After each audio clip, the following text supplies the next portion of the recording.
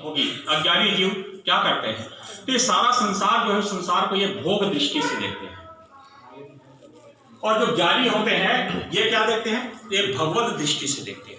अर्थात संसार का प्रत्येक वस्तु में उनको भगवान का दर्शन होता है, फलतः ये मुक्ति को प्राप्त कर लेते हैं। और भगवान के द्वारा जो रची हुई माया है, इस माया का तो कई लोग कई अर्थ निकलते हैं। लौकिक माया क्या है? लौकिक माया नाम के प्रति आसक्ति, अर्थात जैसे कमलाकांत, प्रभु, नंदन, ये क्या है? नाम के प्रति आसक्ति। यह है लौकिक नाम रूप आसक्ति। तो भक्ति का अर्थ होता है अलौकिक नाम रूप आसक्ति। अलौकिक कौन है? परमात्मा है। तो भगवान नारायण का जो नाम है, यदि उसके प्रति आपके मन में आसक्ति है तो ये आसक्ति आपका क्या है? अलौकिक कहलाएगा। और ये अलौकिक वस्तु जो है आपको मुक्ति अवश्य दिलाएगा। तो भक्ति मार्ग में केवल क्या होता है? भावना और श्रद्धा, ये दो ही वस्तुएं। भावना और श्रद्धा, इनके दोनों के बिना जो है आपका कोई भी कार्य सिद्ध नहीं। इसके लिए श्रद्धा आवश्यक है, आपके मन में भावना आवश्यक है। आत्मा को क्या मुक्त करोगे? आत्मा कभी बंधन में ही नहीं पड़ा। बंधन में होता कौन है? तो बंधन में तो हमारा ये मन होता है। आत्मा तो अजर अमर है। गीता में भी कहा गया है कि आत्मा न तो कभी मरती है और न कभी जन्म लेती है। तो जन्म कौन लेता है? तो जन्म लेता है हमारा मन। ये मन ही है जो हमेशा भटकता रहता है। तो मन जो परमात्मा के चरणों में स्थिर कर दिया तो मन भटकना छोड़ देगा। और जिस दिन मन आपका भटकना छोड़ दिया, उस दिन आप समझो कि आपको मुक्ति प्राप्त हो गई। आत्मा तो कभी न भटकता है और न कभी वह किसी बंधन में पड़ा रहता है। हमारा मन ही है जो बंधन में पड़ता है, और मन ही है जिसे की मुक्ति मिलता है। प्रभु के हृदय में निवास करना ही निरोध है। निरोध और वासना, तो निरोध जो है उसको प्रतिबंधित करते हैं। तो जब हमारा हृदय, अगर हमने वासना को निकाल दिया, संसार के प्रति जो वासना हमारे अंदर भरी हुई है, यदि हमने जीवन में उस वासना को अपने आप से निकाल दिया तो समझो कि आपके मन का निरोध हो गया। और यदि आपके मन का निरोध हो गया तो फिर मुक्ति भी आपको प्राप्त हो जाएगी। शरीर के मरने से मुक्ति नहीं मिलती है, बल्कि मुक्ति मिलती है हमारा ये जो मन है, ये मन मरता है। तो मन के मरने से ही क्या है? हमें मुक्ति मिलती है।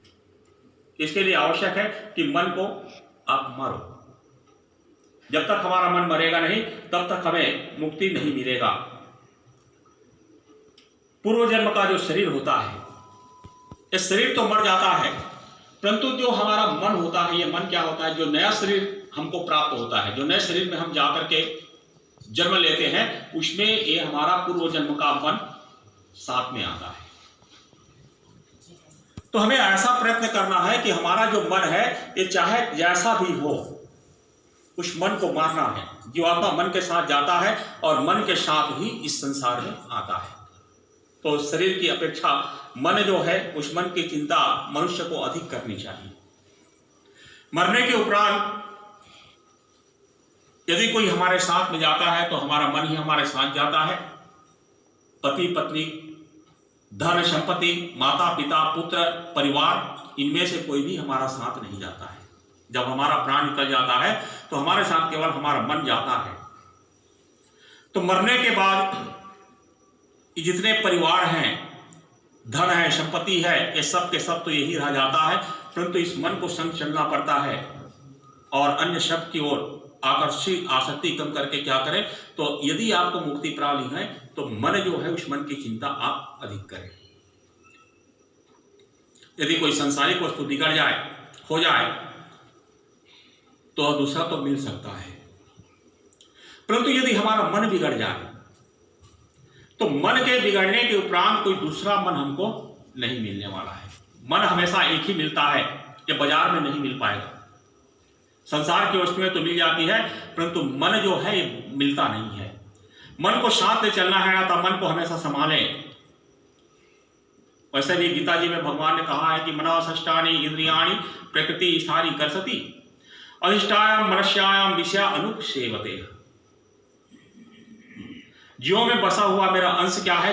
त्रिगुणमयी रूपी जो माया है, उस माया में स्थिर होकर के मन के सहित पांचों इंद्रियों का आकर्षण करता है। और मन जो है, इस मन का आश्रय करके जीवात्मा ही इन विषयों का उपभोग करता है तथा मनुष्य के मरने के उपरांत भी ये मन मनुष्य के साथ जाता है। और फिर जब उसका जन्म होता है तो यही मन फिर से मनुष्य के पास आता है। शरीर तो मरता है परंतु यह हमारा मन नहीं मरता है। मन तभी मरता है जबकि वह मनमोहन के साथ एक रूप हो जाता है। जब परमात्मा के साथ हमारा मन तदात्म हो जाता है, अर्थात उसमें जाकर के जब हमारा मन मिल जाता है, तब ये मन जो है मरता है। और जब मन मरता है तब समझो कि हमें मुक्ति मिलती है। जब तक